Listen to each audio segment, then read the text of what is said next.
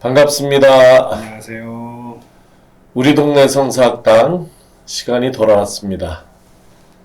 오늘은 구약의 송민원 교수님 모시고 귀로 듣는 1.1핵 눈으로 보는 1.1핵인가? 눈으로 보는 1.1핵 시리즈를 시작합니다. 우리 송민원 교수님은 우리가 안 보는 사이에 히브리어의 시간으로 지금 2달 만에 4쇄를 찍는 뭐라 그러지? 이렇게 밀어붙이는 구글 공식 영상 그리고 구글에 유명인사로 떴어요. 그래서 굉장히 기뻐합니다, 스스로.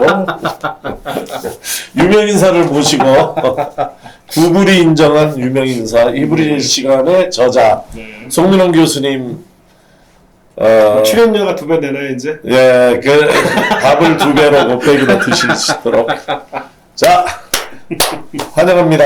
예, 오늘은 어떤 단어를 한번 배워볼까요? 네, 히브리어 단어 중에 가장 많이 아는 단어일 거예요. 아마 이게 좀 흔한 단어고 샬롬이라고 하는 샬롬. 단어가. 예. 샬롬. 이거는 굳이 종교가 없으신 분들도 아마 이 단어는 알고 있지 않을까? 샬롬 이렇게 인사할 때도 샬롬이라고 얘기를 하는데 이 단어의 의미가 무엇이냐? 보통 샬롬 하면은 평화, 피스로 영어의 번역도 대부분 다 샬롬은 다 피스라고 다 번역을 해놔요.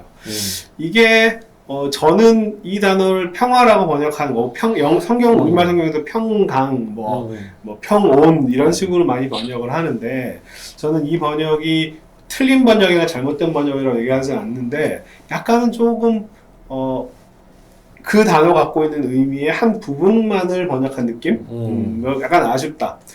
이 단어에 더 나은 번역이 있어요. 사실은 딱히 뭘로 바꾸기가 좀 만만치는 않은데 이 단어의 원래 의미, 어원적인 의미는 wholeness, 온전함이라고 합니다. 그러니까 속뜻을 좀 풀이해 주시겠다 그런 뜻이에요. 온전함이에요. 평화라고 하는 건 잘못된 건 아니지만 그 속뜻은 이런 뜻이 있다. 이 정도로 이해하면 될까요? 네, 그래서 이 형용사로 쓰일 때도 온전한 마음, 평화로운 마음이 아니라 온전한 마음, 하나님 앞에 온전한 마음 이렇게 번역을 했고 이게 동사로 쓰이는 경우들을 좀 보면 아모리 족속의 창세기 15장 16절입니다. 아모리 족속의 죄가 아직 평화롭지 아니하다라고 번역할 수 없죠. 그래서 샬롬이라는 단어가 쓰였어요. 아직 다 온전한 상태야. 가득 찬 상태가 아니다. 그렇구나. 그렇게 쓰이기도 하네요. 죄가 가득 차지 않았다. 네, 죄가 아직 풀로 되어 있지 않았다. 그러니까 온전함이란 말은 다 원래 그 상태가 되어야 되는데 거기까지. 그 다음에 출애굽기 21장 36절에서 우리 집 소가 남의 집 소를 갖다가 죽였어요. 그러면 이제 자기의 소로 상대방에게 피해를 받은 것을 갚아준다라고 할 때 그게 샬롬이라고 하는 동사가 그러니까 눈에는 눈, 이에는 이네, 그렇죠. 또 소에는 소네. 그래서 이 말은 뭐냐면 상대방을 다시 온전한 상태로 만들다라는 뜻이에요. 있던 그대로. 도둑질을 해가지고 누구 거를 빼앗으면 그 사람은 온전한 상태가 아니게 되는 거잖아요. 그래서 그 다시 배상물을 그냥 그대로 돌려준다고 되는 게 아니라 4분의 1인가 5분의 1인가를 더해서 이렇게 돌려주죠. 그렇게 해가지고 상대방을 다시 온전한 상태로 만들어주는 것을 그것도 히브리어로 보면 샬롬이라고 전부 지금 얘기한 데는 샬롬이 사용됐네. 맞아요. 뜻밖입니다. 그래서 번역할 때 가득 차다, 갚다, 배상하다 이 단어들이 다 한 단어에서 나왔던 거예요. 그럼 평화하고를 다 묶어보면 온전하다라고 하는 의미가 가장 기본적인 의미에서 파생된 의미라는 걸 알 수 있겠죠. 그렇지. 평화도 온전함에서 온 거래. 온전함이 깨짐이 없다, 부족함이 없다 이런 뜻이죠. 맞아요. 그래서 그렇게 하니까 평화라는 게 좀 추상적인 어떤 느낌으로 오는데 온전하다, 부족함이 없다 그러니까 더 구체적으로 다가오네요. 전쟁에서 원래대로 돌아가는 게 평화라면 그 샬롬이 되는 거죠. 그렇죠. 이 PD가 그러니까 전쟁 상황은 뭔가 온전하지 못한 상태가 된다고 얘기할 수 있겠죠. 그래서 온전하지 않게 된 것을 다시 온전한 상태로 만들어주는 거예요. 그래서 우리가 샬롬 이렇게 인사를 할 때 너 그냥 아무 문제 없지? 사실 이런 이야기인데 안녕하세요라고 하는 그 의미랑 비슷한 의미인데 샬롬이라고 하는 단어만 얘기하지 않고 full sentence로 문장으로 얘기를 하면 이거는 성경 히브리어는 아니고 현대 이스라엘에서 하는 히브리어예요. 현대 히브리어네. 현대 히브리어에서는 뭐라고 얘기하면 마 샬롬 카라고 얘기해요. 마 샬롬 카. 마는 what? 또 카가 D가 올라가요. 그래서 마 샬롬 카. 네, 마 샬롬 카. 우리는 마 샬롬 카. 경상도의 마가 아니고 마 샬롬 카가 아니라 마 샬롬 카. 예쁘다. 마 샬롬 카. 그래서 이게 사실 번역하면 뭐 영어로 번역하면 What is your shalom? What is your peace예요. 이게 남자한테는 마 샬롬 카 이렇게 얘기하고 여자는 카가 아니라 크라고 해요. 크. 마 샬롬액. 마 샬롬. 네, 마 샬롬액. 예쁘다. 네, 여자한테는 What is your peace? 마 샬롬액. 이렇게 얘기하고 남자한테는 마 샬롬 카라고. 그게 근데 그대로 들으면 안 되고 안녕하세요라는 뜻이죠. 사실 의미는 네 안녕하세요 뜻이고 사실 이게 이런 우리가 인사법이 그냥 나오는 게 아니고 사실 어떤 문화적이고 역사적인 의미가 있잖아요. 옛날에 우리 식사하셨어요, 뭐 진지 드셨어요 이렇게 얘기를 많이 했는데 요즘에 그렇게 물어보는 사람 없잖아요, 그죠? 그죠. 옛날 못 먹던 시절에는 밥 먹었어요, 식사했어요 라고 물어봤는데 요즘에는 그렇게 안 물어봅니다. 이것도 사실은 What is your peace? What is your shalom? 이라고 물어보는 건 당신의 온전함은 무엇입니까? 라고 물어보는 거예요. 그러니까 이건 굉장히 신학적인 질문이라고 생각하거든요. 아, 예, 그 들으면 머리가 벌써 아파지고 신학적으로 가자면 그냥 안녕하세요인데 안녕하세요. 근데 너무 심오하게 묻는다. 그 문장이 그냥 나오는 게 아니잖아요. 그래서 당신의 온전함은 무엇입니까? 라고 물어보는 것은 다시 다른 말로 풀어보면 당신을 현재 온전하지 못하게 만드는 무엇인가가 있습니까? 를 생각해보게 만드는 질문이라는 거죠. 아따 인사참. 네. 마 샬롬카, 네. 마 샬롬액. 네. 그래서 우리가 화목제라고 번역하는 게 바로 그 샬롬이라고 하는 단어가 들어가 있는 제사예요. 이것도 사실은 그래서 우리가 평화라고 많이 번역을 하기 때문에 화목하다가 이렇게 번역을 하는데 이것도 사실은 어떤 면에서는 온전함의 제사다. 그러니까 저는 peace offering이라고 번역하는 것보다는 holiness offering이라고 번역하는 게 맞다고 생각을 해요. 그래서 온전함을 바라는 제사요. 온전하지 못한 상태에서 온전하게 되기를 바라는 거죠. 하나님과의 관계 속에서 수직적으로, 그 다음에 수평적으로 사람과 사람 사이의 관계에서.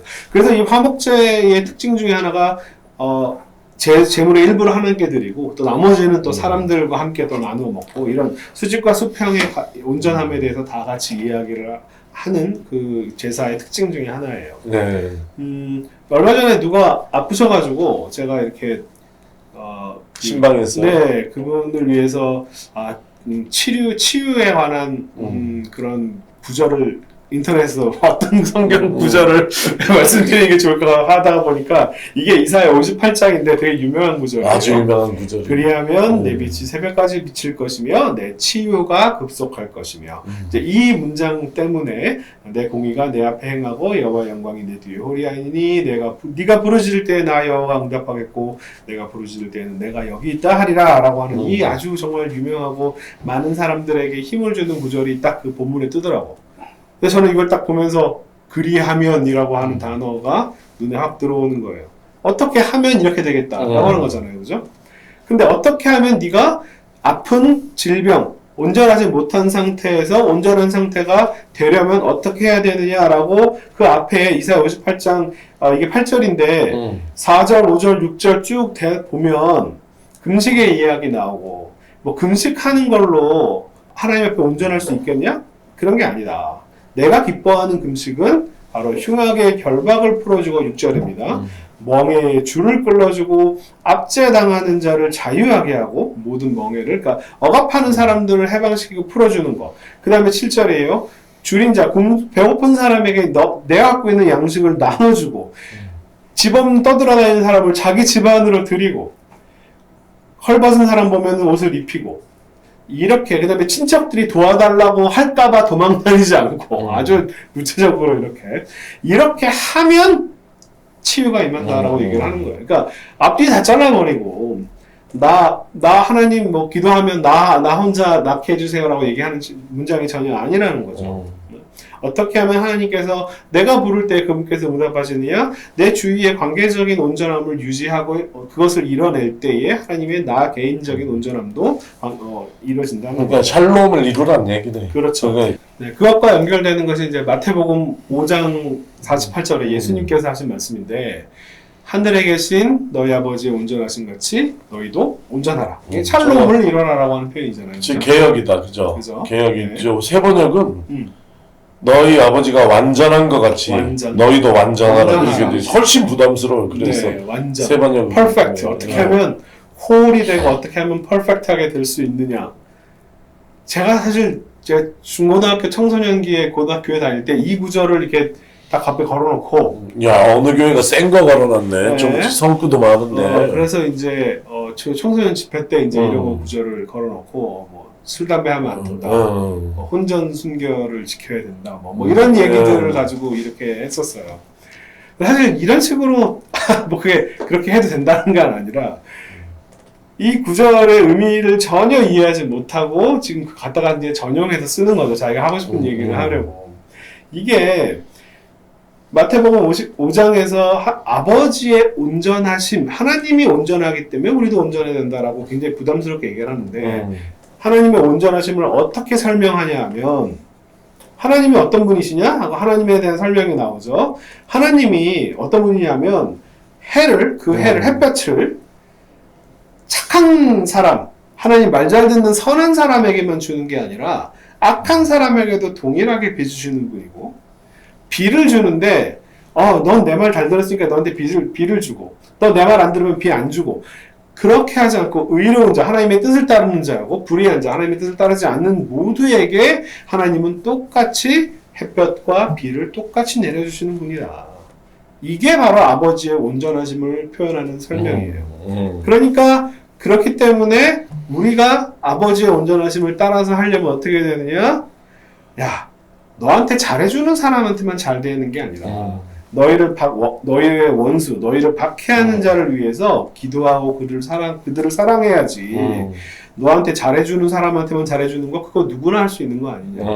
하나님을 믿는 하나님의 자녀가 되려면 아버지가 하나님이 악한 사람, 선한 사람, 나쁜 사람, 좋은 사람 똑같이 공평하게 대하듯이 너희도 그렇게 한다. 결국 이 얘기는 뭐냐면 원수를 사랑하라라고 하는 이야기예요. 그러니까 어떻게 하면 온전해지느냐? 뭐 자기 몸을 더럽히지 않고 뭐 이런 게 아니라 뭐 어디 집사라는 사람이 어디 담배 피우고 다니고 뭐 이런 식의 이야기할 때 이 구절을 쓰는 게 아니라 이 구절은 바로 내가 원수까지도 사랑해야 될 때 그제서야 나는 온전해진다라고 얘기하는 되게 어려운 이게 더 어렵네. 더 어려운 거죠. 사랑의 온전함을 얘기하는 거예요. 사랑의 완전함. 그렇죠. 예. 그래서 이 구절은 바로 그런 의미다. 그래서 제가 정말 강의를 한 10몇 년을 했는데도 제가 이 구절을 가지고 사람들에게 질문을 하거든요. 아버지의 온전하신 같이 온전하라. 어떻게 하는 거예요? 거기에 정답을 원수도 사랑해야 됩니다라고 대답하신 분이 지가 10몇 년 동안 한 명 봤어요, 한 명. 그러니까 성경을 사실 우리가 제대로 잘 모르는 거지. 이 유명하고 이 흔하게 사용되고 이 많이 들어봤던 구절인데.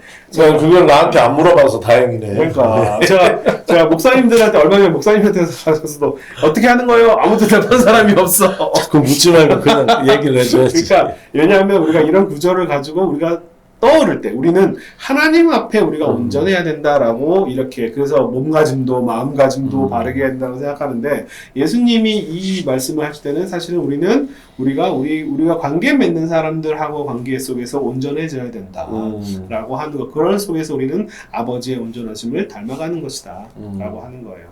이것은 어떤 의미냐면 내가 관계를 맺는 어떤 사람들과의 관계가 온전하지 못하면 하나님하고의 관계가 온전할 수가 없다는 이야기고 그것은 뭐냐면 내가 주위의 관계들이 다 깨져 있는데 하나님만 바라보고 하나님의 관계가 온전해질 리는 없는 것처럼 내 주위에 누군가 단 한 사람이 온전하지 못한 상태가 되면 역시 나 역시도 온전할 수가 없다. 마태복음 5장에 하나님의 온전한 것처럼 너희도 온전하라. 세 번역에서는 하나님이 완전한 것처럼 너희도 완전하라. 이 얘기가 참 이해하기 어려운 목사들 중에 10년 동안 한 명만 대답했다 그랬잖아요. 네네. 나도 그게 굉장히 명확하지 않은 구절이었거든요. 그리고 그게 헬라어로 찾아보면 텔레이오스인데 텔레이오스가 두 가지 뜻이 있어요. 하나는 퍼펙트가 있고 또 하나는 머추어가 있어요. 성숙하다. 그래요? 네, 그래서 에베소서 4장 13절에서는 성숙한 사람이 되고 이런 표현이 나오거든요. 텔레오스 어떤 목표, 어떤 골 이런 거 이런 의미 아니에요? 그런데도 거기에 머추어가 있어요. 거기에 달려. 몇 가지 다 따라오는 예. 그런 표현이구나. 그래서 성숙한 이렇게 온전한 대신 완전한 대신 성숙함 그렇게 이제 이해의 지평을 넓혀가도 그 지평을 가지고 아버지가 성숙한 것처럼 우리도 이렇게 말이 안 되는 거거든요. 그래서 야 이거 언어로 풀기도 참 어렵다 이렇게 생각을 했는데 네, 본문의 문맥에 보면 예수님 하나님의 아버지 온전하심을 이제 그렇게 그러니까 설명을 오늘 이사야서 58장과 마태복음 5장 말씀으로 샬롬과 텔레이오스를 연결해서 특별히 이제 마태복음에서 저는 하나님의 온전하심이 하나님의 사랑의 온전하심 하나님처럼 되라는 것이 아니라 하나님께서 모든 사람에게 그 사랑을 같이 나눠준 것처럼 너희도 그런 사랑을 하라는 권면으로 이게 딱 해석이 되는 거잖아요. 네.